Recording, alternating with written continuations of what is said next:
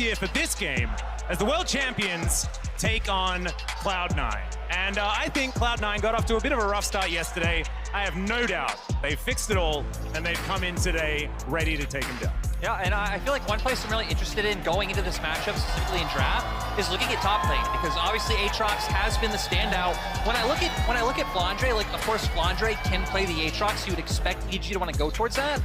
But, you know, Fudge is someone who's very comfortable playing counters like the Fioras, like the Jaxes, and for EDG top lane has been a point of struggle.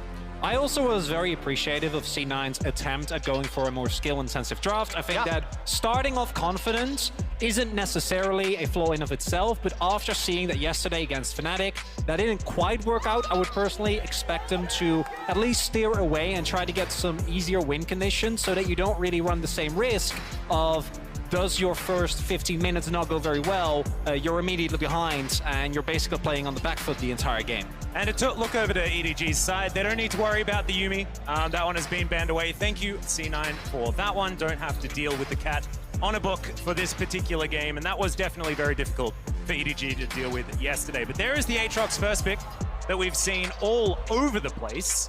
Yeah, and we'll see what the answer is going to be. And like I said, Fudge, a player who is able to go for the Fiora. We've seen a champion that has been blind picked quite a bit, but now knowing you're into the Aatrox isn't something I'd be surprised if we do see Fudge go into. The other play some quite curious is jungle, because yesterday Fnatic actually put respect on Blabber's name and banned out something like an Olaf. So Blabber, a player who's able to bring out a lot of different picks in the jungle role for C9. I'm actually really glad that this Fiora has been locked in here, because I think that Fudge, even though yesterday didn't necessarily go so well, I think that this could be a fantastic lane to play for. I agree. I just want to see C9 pivot so that the rest of the comp actually allows Fudge to pop off. Because what happened yesterday, as how many times have we seen this exact draft? I know, how many times do we have to see the fact that Genji picked the wrong bottom lane yesterday? Because this worked so well in the game we just saw for Fnatic, and the Lucian Nami was brilliant there. It didn't work so well when it was the Syndra Center. So once again, we're going to see this on the blue side. And now for the side of C9, I feel like you want to start trying to outrange this draft. So going towards something like the Victor, going to try and outrange things like the Aatrox and the Poppy. You're going to have a solid laning phase up against the Azir. So at least we're starting to see teams pivot in terms of how they draft against a strong three-man core. What I do like with the Victor and Aphelios, so that in terms of wave clear, you're going to feel very safe. So if Fudge does get a lead in that isolated lane against the Aatrox, especially if Blabber pays some attention to the top side, you have an opportunity there. Downside is that, especially post-6, we've seen Victors fall prey a lot to just getting shoved in, your flash gets burned, and especially with a Poppy, any subsequent gank while your flash timer is down becomes really, really hard to play. Yeah, being Victor into Azir, we've seen all across the world be a very, very difficult thing to deal with. You just get Emperors divided and die. Sort of what happens. Just a bunch of mobility coming out from both of C9's carries, I think, does leave EDG some options with where they want to go. But I'm more curious to see where C9 want to go next with their draft. Jungle pool getting incredibly pinched. And, I mean, we haven't really been left in a scenario where we kind of get outside the Maokai's, Sejuani's, Hekarims of the world. I guess that is still left up, and now with things like the Poppy shifting back into the meta, I think it could open up some interesting options for Blabber. And we have seen things like the Skarner come through as a counter pick to the Poppy. Don't know if that's going to be the exact direction here. Of course, a bit of a specific... The Kalista. I think in the beginning of the tournament, very much a first rotation ban, but as we've seen more and more solo lanes and top sides prioritized, Aphelios notwithstanding, she's been making it through to the second round of bans before still getting banned away. And oftentimes actually falling entirely through the draft. She is going to be banned away here against Viper, who didn't find success on it yesterday, but he's a fantastic Kalista player just in general, would fit the composition quite nicely, and not going to be able to play that Lucian Nami, so we're not going to get a run back of the Fnatic draft. There's Xin Zhao being considered for Blabber, definitely.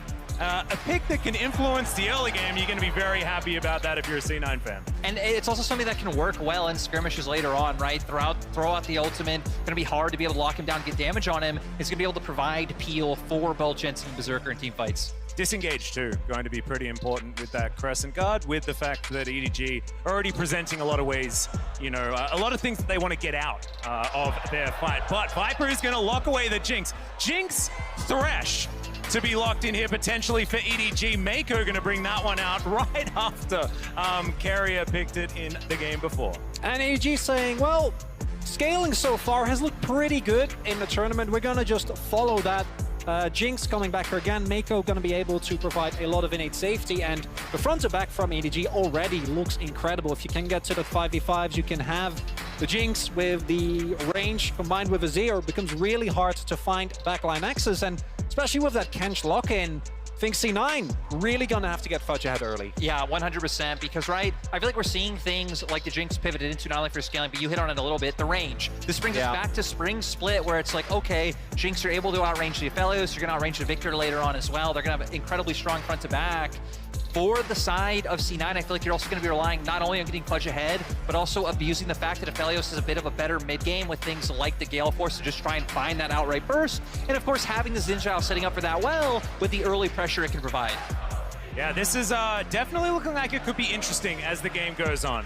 The push that you're going to have in the early game, especially pre-6 for the Victor, should be able to give Blabber some avenues to get around that jungle. But I'm worried, like you guys are talking about when it comes to that late game. Jinx Azir is something that we from the LCK know a lot about, thanks to a lot of players really defaulting to both of those picks. We've seen them used early game and late game in a lot of those compositions. But EDG, it just looks so standard, comfortable, front to back, it just does its job. The thing is, that's exactly how it looked yesterday for EDG coming out of draft. Solid across the board, not a lot of weaknesses, the scaling was there, and that's why, you know, a lot of C9 fans in the crowd, I feel good for them going against EDG because EDG struggled against teams that were looking to push the pace in the early game. That's why it felt like teams like Top Esports and JDG were able to get the better of them. So with Cloud9 having agency in this draft, if they can find those leads, they can snowball this game. And we are just about ready to hop onto the Rift for game number 4 of the day. Cloud9 trying to bounce back off yesterday's loss. EDG trying to do exactly the same thing. Of course, they've had slow starts in the past as well. And our world champions from last year really wanting to find some success now. They'll have to go through C9 to do it. Here we are.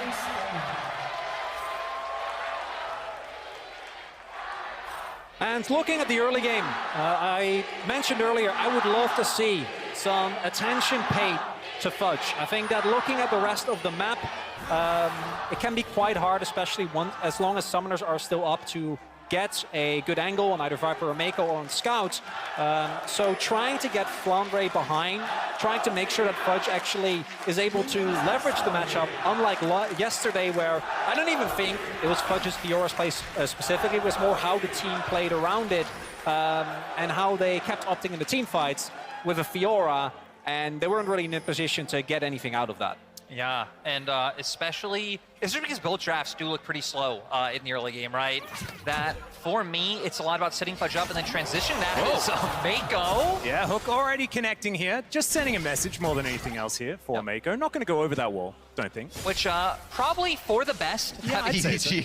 Don't start throwing this one away early on. But then looking at the early game for the side of EDG, I feel like a lot should just be on JJ looking to shadow early. You can try and punish bot lane in terms of trying to get something off on the Tahm Kench and make sure that these plays are able to come through with the Thresh. Yeah. But then it's a lot about once that level 6 comes online and then utilizing the fact that Scout has the ability to, again, take Jensen's flash and just kind of look to play make on repeat.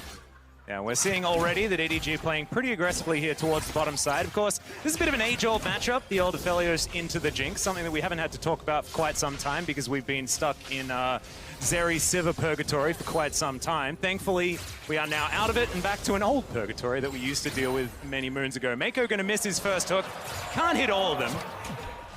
And C9 going to have to now deal with EDG pushing underneath their turret. Yeah, all comes full circle. We went from a spring with just these two champions to a summer with just Zeri and Sivir. And I guess now we're back to the Jinx and the Aphelios. Looking at the pathing here, have opposite pathing. So Blabber making his way towards the top side of the map, whereas JJ, as you're saying, at least in the early game, Not going to be able to keep track. As far as I'm aware, neither team got a lot of intel as to which jungler started where, but EDG going to get the crash here, and with JJ there as well, I think they're going to be very, very safe to keep the pressure rather up on Berserker and Sven. And I think it should be expected, right, for both teams about where jungles do want to path. I mean, for C9, I think very clearly wanting to play up towards that top side of the map, and EDG having those pick tools down towards bot side, so we are just going to end up trading scuttles, and I think a lot of it's going to come down to if either side lane wants to go for the punish.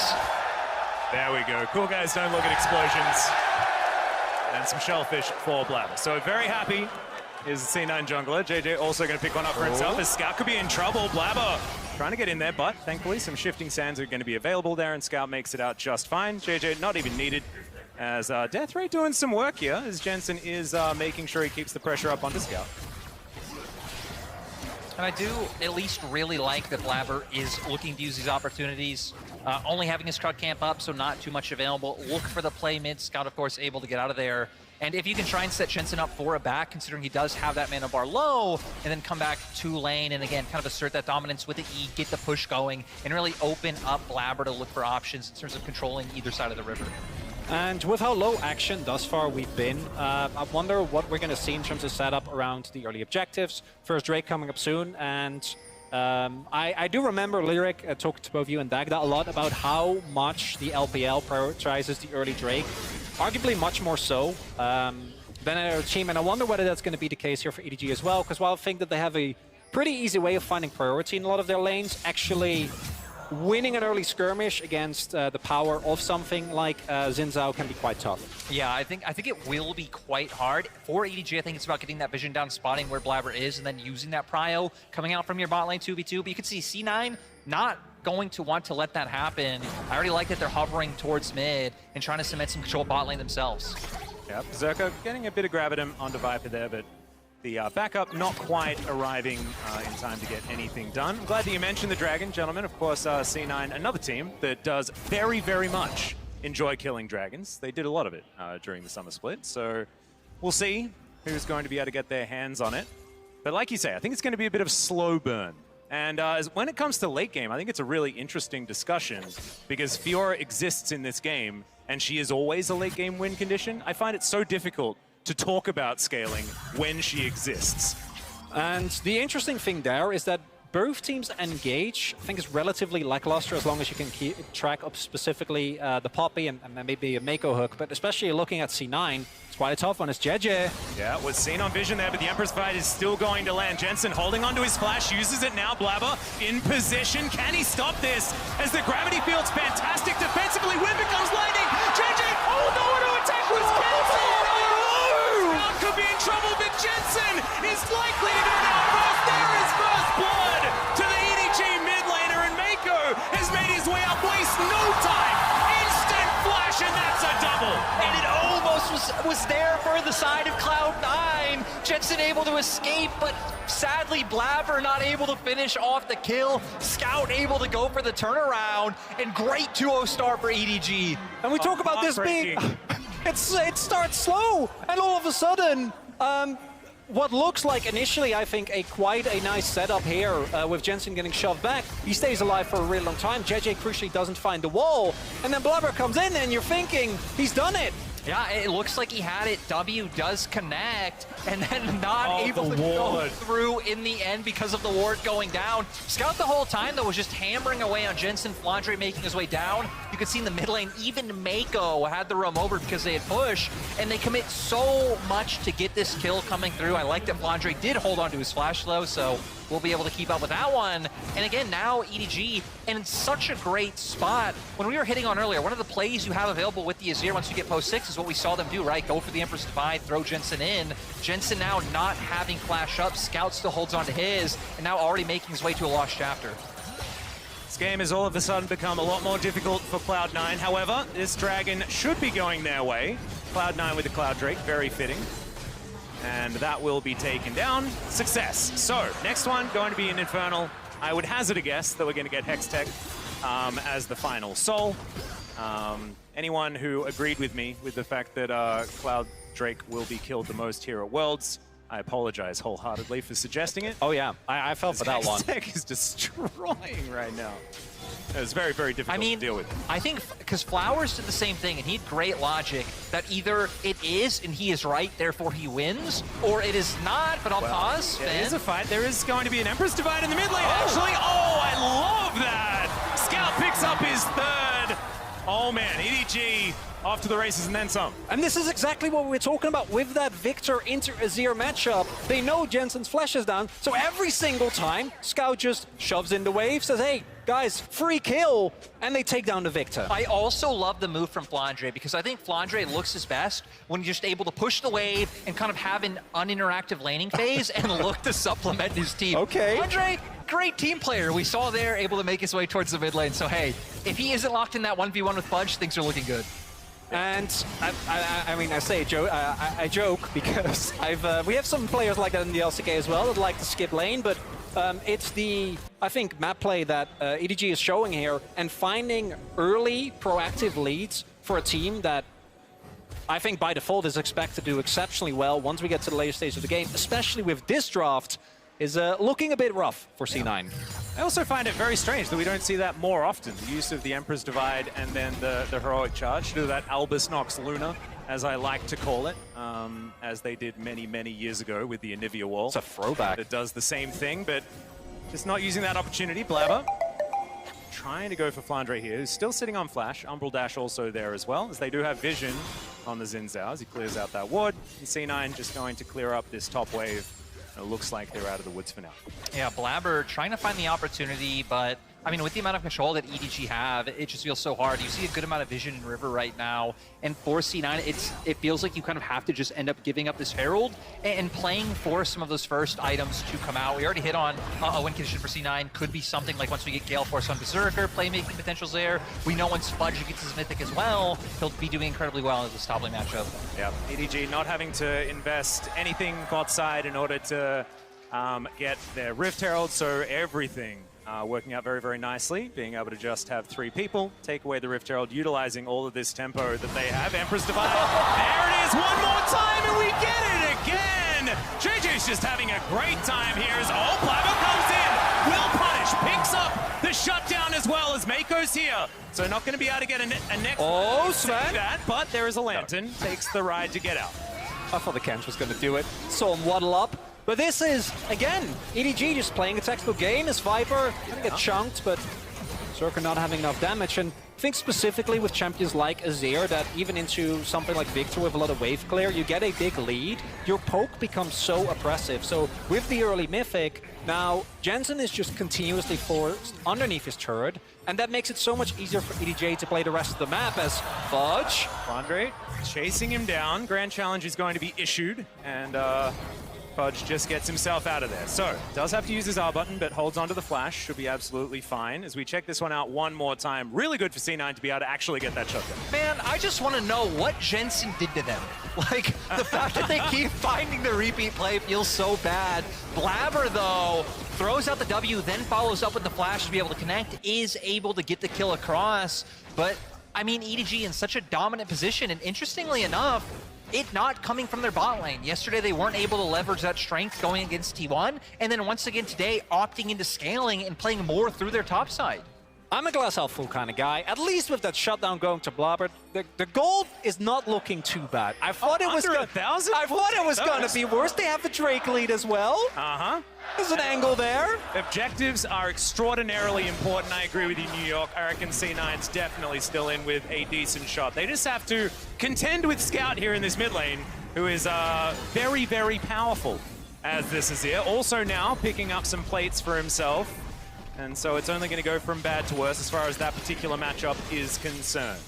Yeah, and for EDG, just to say to the game right now in general, it feels like the biggest difference is just the amount of vision control EDG should be able to keep up. With Blabber, gonna look for an opportunity mid. Wrapping around already. No flash on Scout, but shifting sands is going to mean that C9 don't really have an avenue to get onto Scout right now. Flandre also roaming down as per usual, getting into position. I just love how much Flandre is out on the map, right? Every single time he moves over, and that means that at the very least C9 needs to respond. Either Blabber needs to delay his clear a little bit, needs to make sure that he keeps Jensen covered, because even with the flash now still available, it takes one shuffle from Scout to get rid of that, and then being at 2 or 3 more ganks in, like we've seen in the last couple of minutes, and it becomes very, very tough for C9 to kind of keep that mid lane alive. Yeah, and I'm just so happy that Flandre, I can just go back to what I knew of Flandre, like, what, 5 years ago when I was an LPL caster, because it's just, he's exactly the same. Just plays for the rest of his team, did that on Snake as well, and now seems to be continuing. Am I right, Lyric? I don't know. I mean, he just has been such a great team player all year long, and even like what he's doing, right? Even when he's not making his way down to mid, if he's playing off in Fog of War, it opens up to where EDG can start making these plays. C9 are constantly guessing, hey, where's the Aatrox gonna be? And it prevents them from really being able to force their way into either mid or towards the spot side, because they're always scared that they're gonna be at a numbers disadvantage. Well, we are Abyssal diving forward. The hook is going to be there to greet him, but Mako now going to back away. Moonlight Vigil comes down. Berserker getting some damage in. Severum at the ready. Sven has to flash up, but does manage to do so. Emperor's Divide slides in, and Scout picks up his 5th of the game. Viper now getting a kill for himself, and EDG with all the kills on their late game carries. And it was said earlier on the desk, oh, that's not what you want to see. Overall, I do think the death of Poppy greatly exaggerated, because I've seen so many of these plays in the entirety of summer. Poppy setting up, isolating one target, knocking away someone else, and it makes it so much harder to actually get anything done in an early team fight. Yeah, I mean, just it not being able to come together for C9. And again, I like that they're still looking to make things happen, because despite the fact that they do have things like the Fiora and the Victor, it feels like the later it goes, it can be quite rough just because of the formation that EDG's teamfight has with the amount of disengage able to come through, and even them having things like the Threshold to be able to start fights on their own terms. But, I mean, it feels like at this point, there's just too much control of mid. Too much control of mid coming out from EDG. Absolutely, and also in that last moment, the fact that now Viper getting himself a kill, getting himself to a position where this Jinx is going to be online a little bit earlier. Just to let you know, guys, we will be keeping you updated as much as possible as to what happened as far as this pause. Right now, I will divulge, I have absolutely no idea what happened in order to start this pause off, but if we do find anything out, believe me, you will find out as soon as possible. I think, is it a Thresh thing? Because, you know, the last pause we had, there was a Thresh involved. Do we blame Thresh entirely for this whole situation? I actually find it very interesting that every region has their own memes surrounding pauses. Oh, yeah. Because we feel like the LCK pause. Obviously, we are like, yeah, that's classic. I actually feel like this is making us feel more at home. Well, it is. Oh, yeah, for sure. Oh, I'm feeling very comfortable right now. Look, I gotta say, we actually don't have a pause meme in the LPL. Okay. But I'm happy to get to feel like one of the boys. Aww. You already wore. Look at your fantastic hair. Because on the other end, obviously, we have the Fnatic pause, I think, which is also very notorious. And if I'm not mistaken, I remember Vulcan tweeting about pauses to a great extent as well. So I guess every region besides the LPL, but it's okay, Jordan.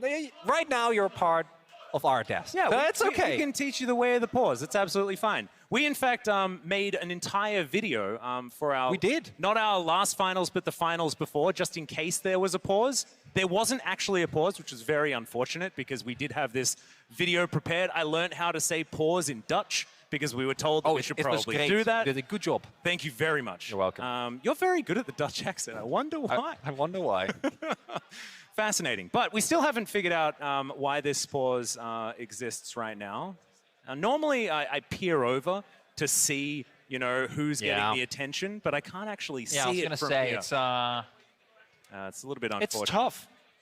I'm not getting any intel from my angle, and I think I have the best view of the stage, so we'll just, you know, as we do. Normally in the LCK, the conversation would have completely derailed, but fortunately, I was kind of expecting, you know, Pokemon or... You're here to keep us honest. I don't really know where you guys go these days. Yeah, I think it's a little bit different when it's the World's broadcast. We want to make sure that we keep it as serious as possible. Yes. Just like our serious matching haircuts that we have right here on the desk right now.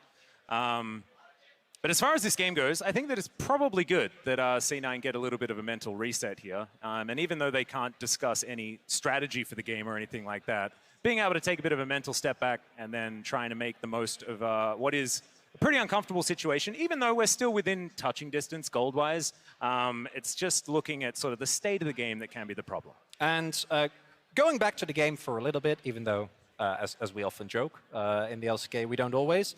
What I want to highlight here for C9 is that if they are playing from a large deficit, combat mechanics are hard to find. Ideally, you'd look at like a really big engage angle or a wombo combo or something of the sorts, but engaging onto the EDG comp is a nightmare. There is Poppy with her W, with her ultimate. There is Scout, who we've already seen, is very happy to scoop whomever comes near him. And then the Fresh adds so much layer of defense. Really tough to get anything done. Yeah, there is a lot of disengage. But gentlemen, I'm going to have to stop you there because while we continue investigating this pause, we'll be heading over to the State Farm analyst desk to break down what we have of this game so far.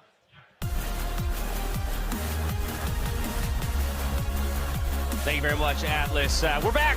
Another pause. I don't know how many of you know this, a little behind the scenes bit of info. Vedius really likes screen time. So basically what happens is, yeah, he hits up League officials. He says, I've got something to say.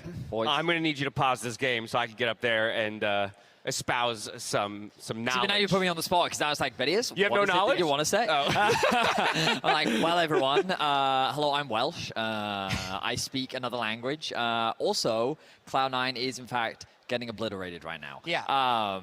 Unrelated research I was just doing. Okay. Unrelated? Yeah. I love it. We're already off the rails. Yeah. Took us 30 seconds. It's a little related. Okay. The worst NA has done at group stage.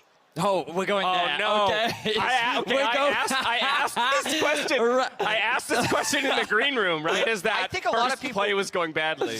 I think a lot of people at least want to know. Yeah, of course. I mean, I guess so. Is 5 and 13. 5 and 13. 5 and 13. Yeah. When was that? This was 2019. 2019. I will say they were not the worst, though. At the time, LMS had 3 regions in the group stage, and they went 3 and 15. So the worst a 3-region team in or a group 3-team stage region, rather, is 3 and 15. Okay. So this game is still winnable. Still for winnable, Cloud9, but looking scary. I mean, hugely in favor of EDG, which we can talk about depending on how long this delay is. Yeah.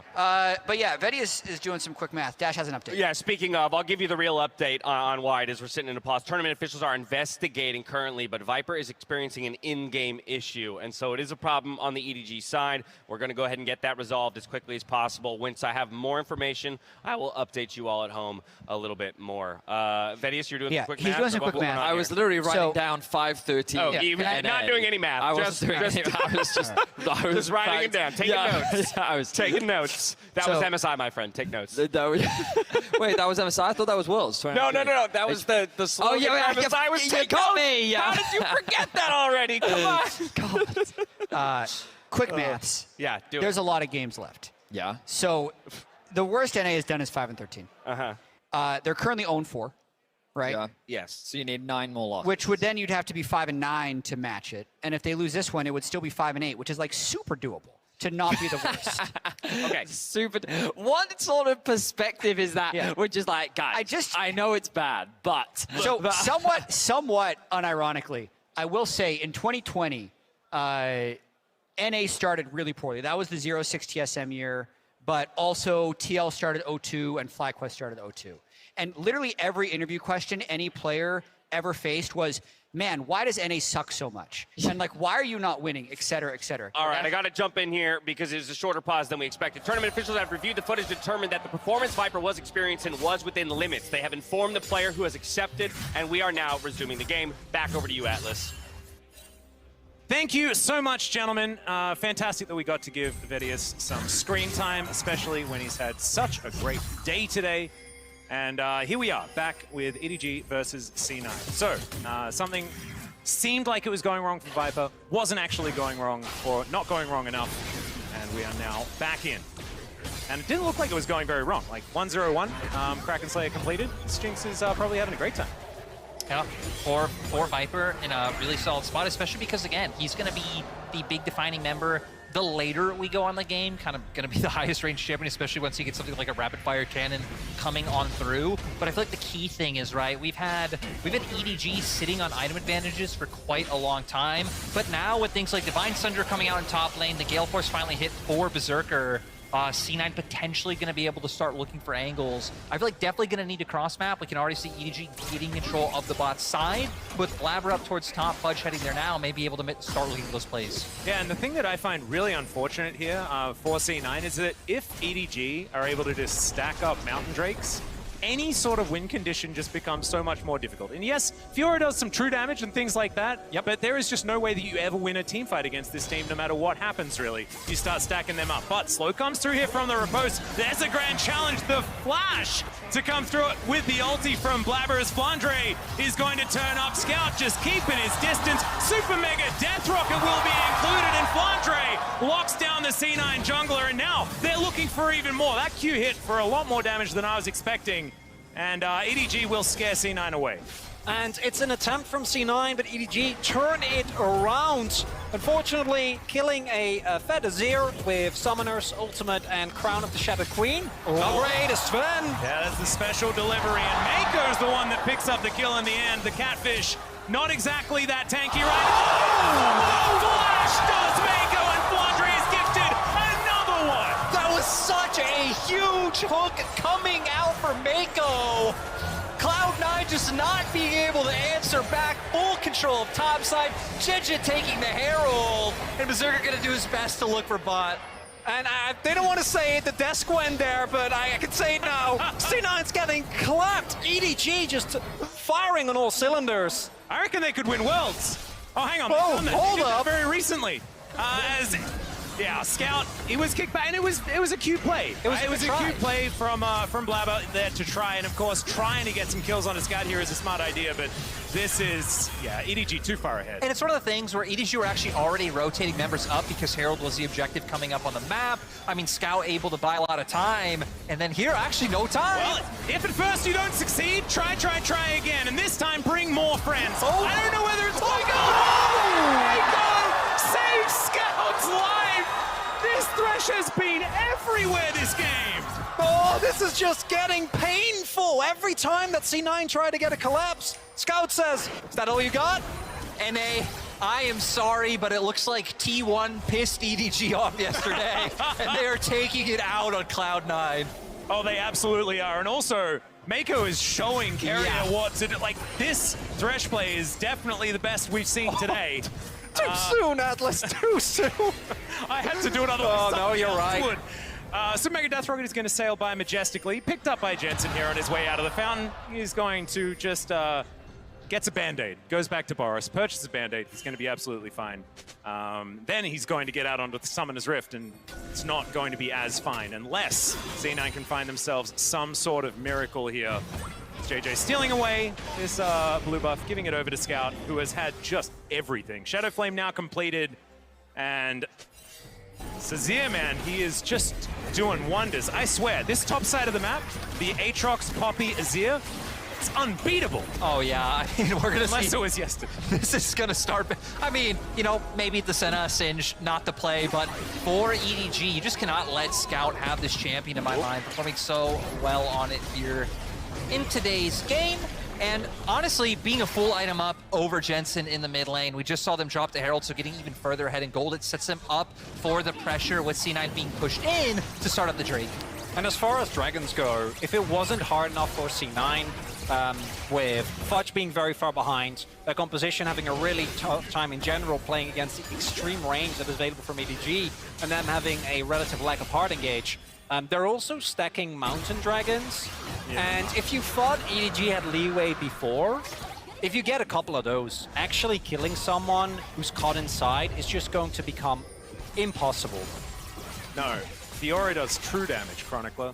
Yeah, that's good. It's a good point. I didn't consider that. Thanks, Atlas. I just need to provide. I need to provide as much hopium as possible here because it's very difficult to find. At this position in the game, we're about to crest the 20-minute mark. EDG, couple of dragons and a 6,000 gold lead, and on top of that, like you say, just a teamfight composition that is looking extraordinarily powerful with where the money is and how the map has been set up at this point in time. Mako comes on over. Sven not going to have a long enough tongue to dissuade the Thresh from clearing out that ward, and Viper happily clearing up minions here in this mid lane. And I actually really like the way that EDG are playing this, right? Scout being on the Azir is very safe to push out sides, keep Viper in mid, and then kind of have JJ and Mako as this two-man core roaming back and forth, making sure if C9 do look for picks on side is kind of the only option even potentially available, that you have them there to shadow and match, and then make it so like every other play we've seen, right, goes in EDG's favor, but also giving Viper some safety in mid lane. And Flandre now, having the death stance, I mean, you guys already hit on things like the Mountain Dragons already starting to come out. Feels like he's just going to have the better time in the 1v1 against Fudge. And now with EDG also trying to choke out Vision as much as they can around the Baron Pit for C9, it's going to be even worse because, especially if you can get the Jinx and the Azir both towards the objective, you can take it very, very quickly.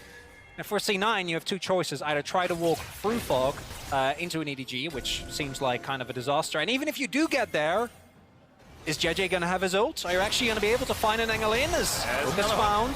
Yeah, Sven going to be able to walk this one off, but this turret is going down extraordinarily quickly as soon as EDG get on over there. Another hook will connect. Berserker's going to get consumed. But the knock-up's still going to connect. Mako's going to get answered. C9, have they found a grand challenge is issued? Viper's in trouble. The ult's going to come through. Gets rid of the Fiora for now. And now Flandre's found his angle. Blabber just tries to turn it around. Berserker creating space in the opponent. He's alive. Didn't even need the Gale Force to finish him off.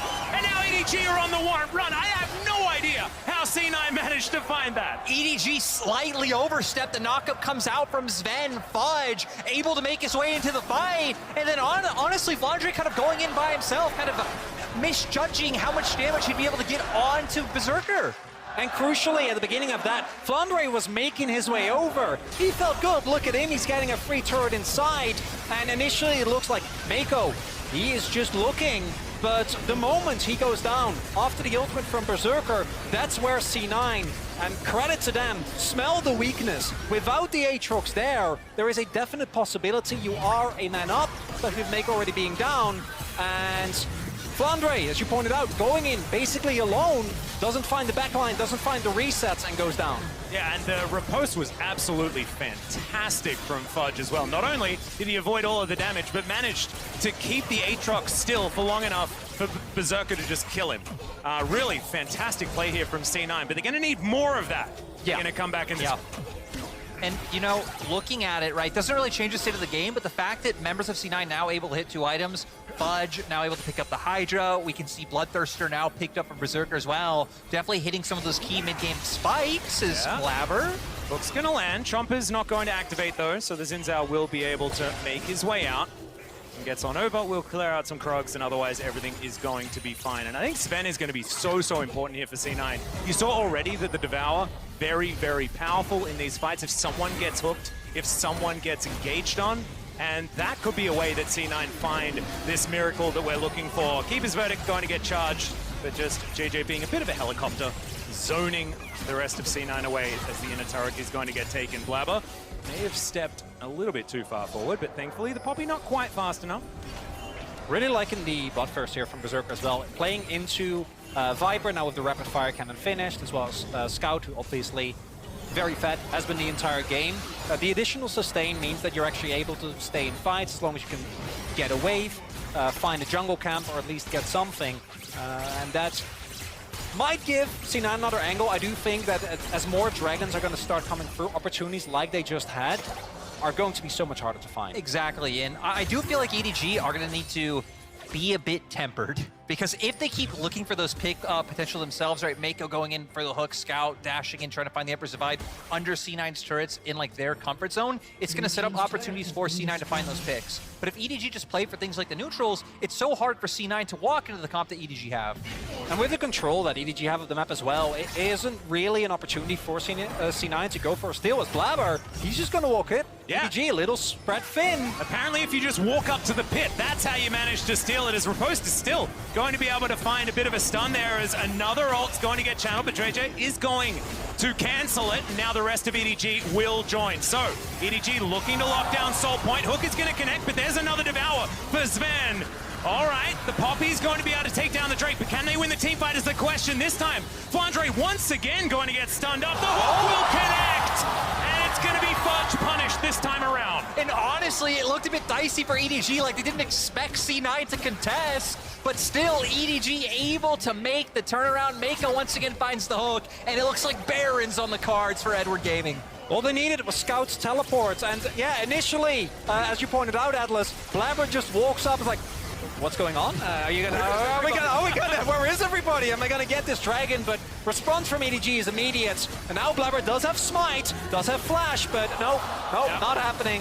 Keeper's verdict is going to evict the Xin Zhao. That means yet another Smite is very, very comfortable here for the Poppy.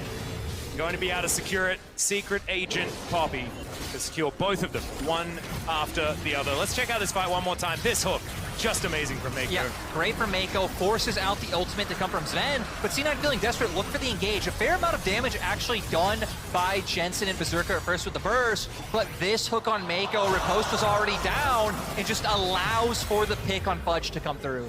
Yeah, picking the juke yet again. Pulls off what I like to call the bunny foo-foo in the top lane for that first one. That is a callback to 2014. I'm not allowed to do that, I don't think, but he did make a play very, very similar. And then being able to do it one more time, picking the juke against Fudge there around that Dragon Pit. Certainly Mako having a fantastic game here on this Thresh. And it's nice to see because even though I think Mako was actually one of the supports who could function in the Enchanter meta, still looks so much better when he is on these engaged champions with the setup, with how decisive he is in finding these opportunities. And the mechanics today have just been on point.